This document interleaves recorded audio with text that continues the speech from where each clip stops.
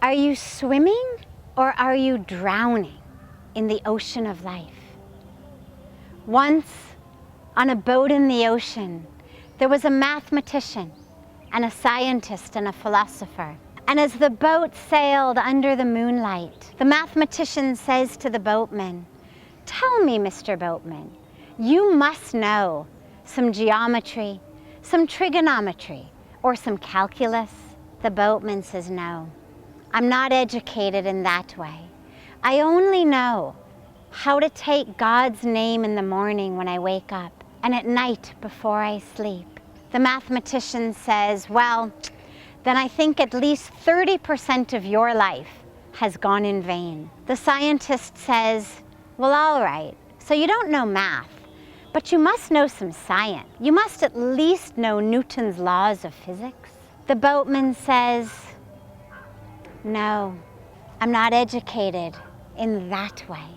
I only know how to try to see the divine in all the people I meet in the world and to give to them as I would give to God." And the scientist says, "Well, then at least 40% of your life has gone in vain." At this point, the philosopher says, all right, so you don't know math and you don't know science, but you must know some philosophy. You must know Plato or Aristotle or Vedanta." The boatman closes his eyes and he enters this beautiful meditative trance. He says, "No, I'm not educated in that way." And his eyes shine in the moonlight. And at that moment, the philosopher says, "Well, then at least 50% of your life has gone in vain." And a few moments later, the waves start, the storm starts, and the boatman knows this boat is going to capsize.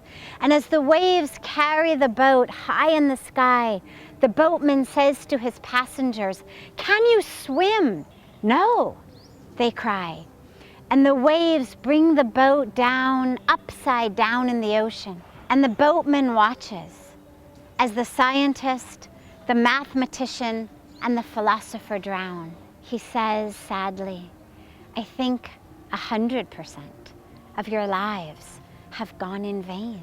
Science, math, philosophy, all of the academic subjects are great for our jobs, our careers, for development in our societies. But in the ocean of life, when the storms come, when the turbulence comes in our lives, what really keeps us afloat?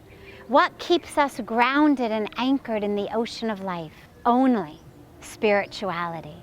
And that spirituality, that connection deep within ourselves to the truth of who we are, that is what teaches us to swim in the ocean of life.